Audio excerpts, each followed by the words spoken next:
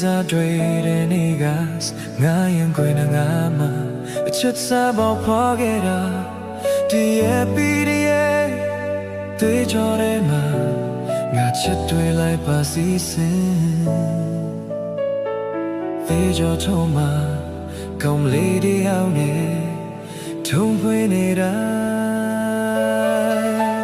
ကောင်းမလေးနဲ့တွေ့နဲ့တည်တဲ့မင်းအချစ်နဲ့စားတဲ့စီစဉ်ရာငါရင်ချစ်ချင်နေခုံခုံတိုင်းမင်းနာမေကို